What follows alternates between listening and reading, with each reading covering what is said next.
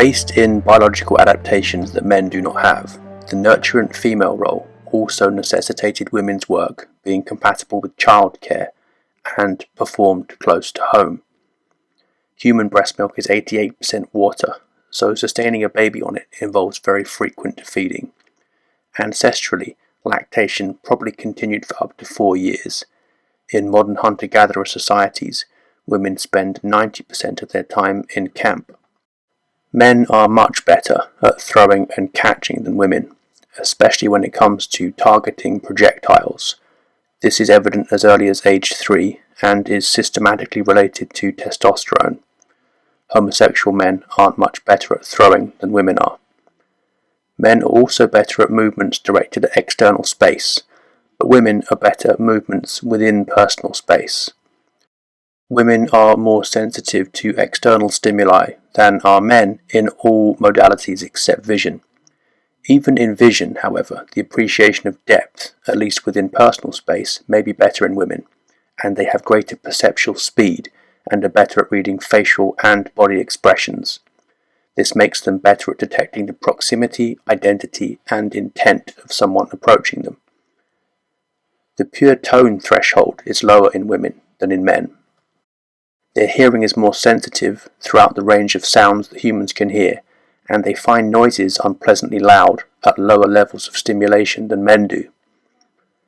This makes them more sensitive to the noise of an infant, and women are more sensitive to non-verbal cues of another's state of mind and experience more empathy with them. Whereas men are better at imaginal rotating of objects, women are better at recalling the positions of objects in an array.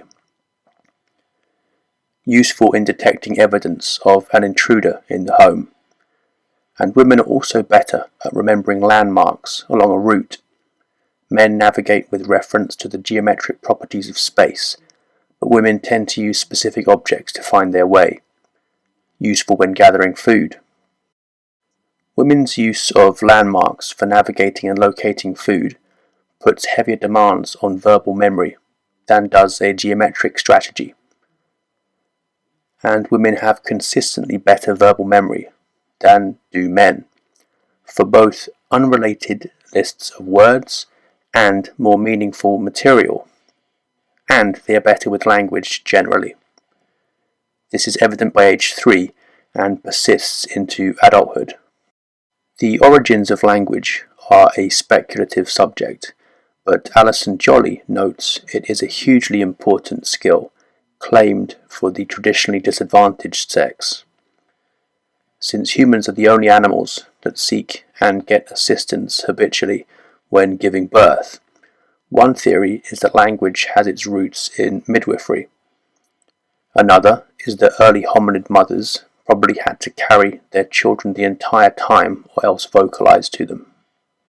In the late Paleolithic, roughly 30,000 years ago, there was a sudden fourfold increase in the number of adults surviving long enough to be grandparents.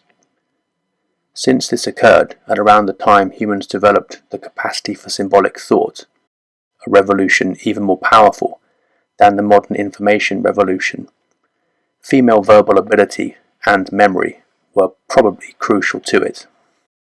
And around this time, females among the early modern humans became gracile, less muscular, with smaller teeth, earlier than their male counterparts did, whereas female Neanderthals had remained equally as robust as the males. This suggests that life for early modern human females was becoming less stressful.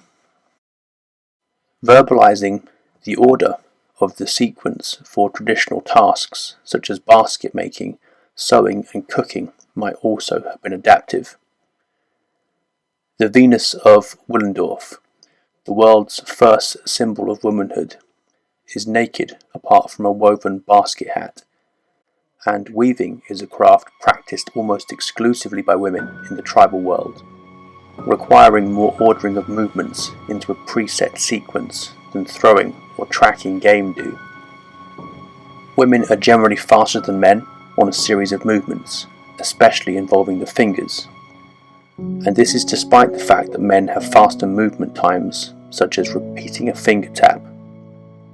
Women are also faster at coordinating the movements into a pattern, better at bending individual fingers in isolation, and copying static hand postures requiring precise placements of fingers. This isn't influenced by hand size. Around 26,000 years ago, there occurred what Elizabeth Wayland Barber has termed the string revolution, leading to the use of fabric for snares and fish lines, tethers and leashes, carrying nets, handles and packages, not to mention a way of binding objects together to form more complex tools. She compares its significance to the invention of the steam engine, and women were behind it. It is likely that hunting more often involved using nets, made mainly by women, to catch small animals, such as hares and foxes, rather than facing giant bears with spears. Far from being a master-slave model of oppression, men and women were complementary and interdependent. Universally, men are associated with stone, but a man might make his wife a stone needle for her to make clothes for him to hunt with. Not only were 85% of stone tools, scrapers and knives probably helped with by women, but agriculture was probably invented by women. The domestication of plants started with barley about 10,500 years ago in the Near East, and it is thought that the ceramics made by women allowed grain to be kept safe from rodents during storage. They also allowed water to be stored.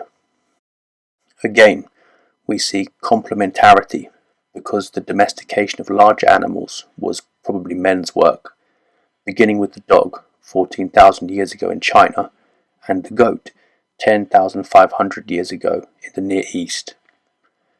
Very little domestication of animals occurred in the Americas, apart from the guinea pig in the south and the turkey in the north. It was a two-way process, and bison weren't interested. Michel Rosaldo of Stanford, echoing the ideas of the early Marxist theorists, has said that the development of private property meant women could be and were seen as a form of valuable property in need of being controlled. But never in human history has there been a time without private property, and women have owned it. Among the Hopi Indians, for example, women own the fields. They are passed down through the woman's maternal clan. She also owns the fruits of the field, given to her by her husband and son, who work the fields. After marriage, the husband moves into his wife's house, and she owns it even if he built it for her. If his wife kicks him out, he moves back to his mother's house. The Tewa-speaking pueblos of New Mexico have three social spheres.